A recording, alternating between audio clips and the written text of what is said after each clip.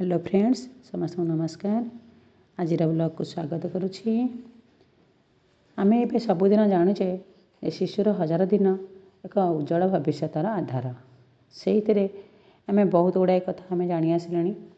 केते गुड़िए एपिसोड आमे जानिलानी केउं खाद्य खाइबा उचित, केउं विटामिन खाइबा उचित, केउं रंधा खाद्य खाइबा उचित, कौन करवा उचित बा कौन करवा उचित नुहे, जहाँकि आम शिशुर मानसिक और शारीरिक विकास दिगरे सहायक हेब।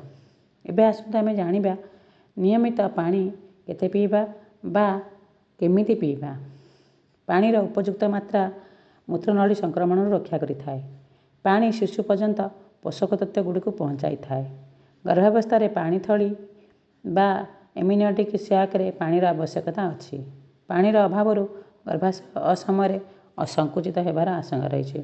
तेणु नियमित आमको यथेष्ट परिमाणर पानी पीवा आवश्यकता अच्छी।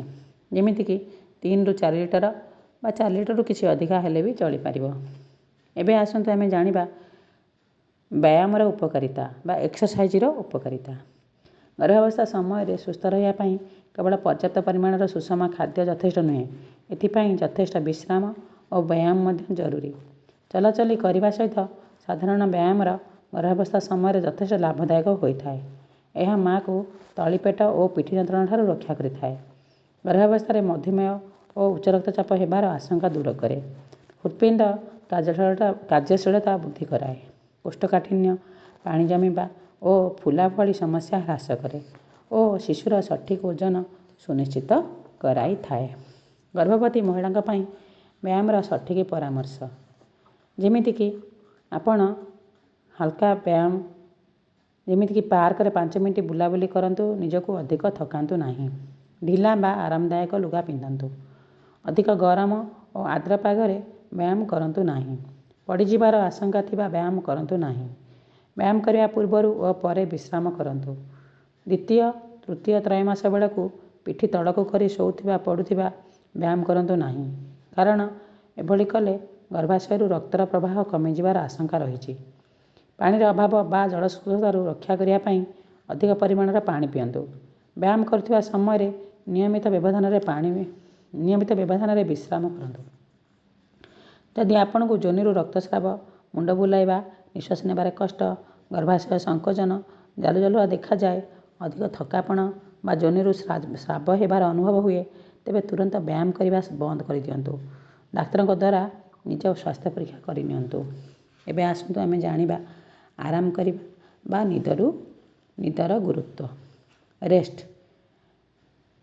आसंतु आमे जानिबा गर्भवती महिला को गर्भावस्थार आरंभ ही गोटे कड़ लेउटाई शोवा अभ्यास करने आवश्यक। कड़ लेउटाई शोवा द्वारा शिशुर शरीर को सहजरे रक्त प्रभाव होता है। तृतीय त्रैमास निज आंटू को सामान्य मोड़ी कड़ लेउटाई शोवा माँ का सबुठारु आरामदायक होता है। राति 8 घंटा और दिन में अति कम 2 घंटा पर्यंत शोवा आवश्यक। बाम कड़ लेउटाई शुअंतु, कारण यह द्वारा गर्भस्थ शिशु पर्यंत रक्त प्रभाव भल होता है। मु बारंबार आपण मानक कहूँ बाम कड़ लगे शोवा उचित। गर्भवती माँ को परामर्श देवे जे से बाम कड़ लगे शोबे।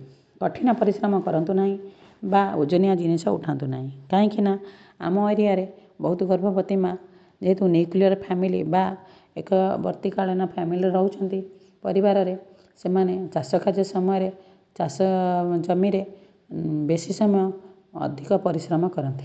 आउ निज घर बारी काम बसी परिश्रम करती, जंगल जाती, जंगल जात पदार्थ संग्रह करती निज परिवार पोषण पाई।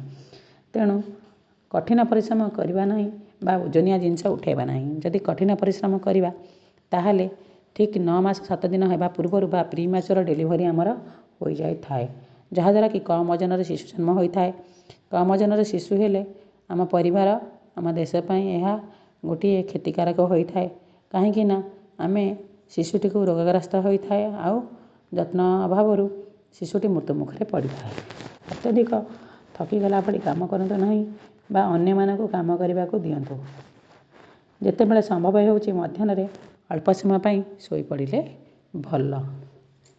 आज पाई एतिकी। आसंतु आमे तो बहुत कथा जानिले केमती गर्भधारण समय जत्न नेबा, कौन करवा उचित, कौन खाइबा उचित, कौन न खाइबा उचित, केमिति खाइबा उचित। ଯଦି ଆପଣଙ୍କୁ ମୋ ଚ୍ୟାନେଲ୍ଟି ଭଲ ଲାଗୁଛି ତାହେଲେ ମୋ ଚ୍ୟାନେଲ୍କୁ ସବସ୍କ୍ରାଇବ୍ କରନ୍ତୁ, ଲାଇକ୍ କରନ୍ତୁ, ସେୟାର କରନ୍ତୁ ଆଉ ଉପରେ ଦେଖାଯାଉଥିବା ବେଲ୍ ଆଇକନ୍କୁ ପ୍ରେସ୍ କରନ୍ତୁ। ସବୁଦିନ ନୂଆ ନୂଆ କଥା କିଛି ଗର୍ଭବତୀମାନଙ୍କ ପାଇଁ ଜାଣିବା ପାଇଁ। ଧନ୍ୟବାଦ।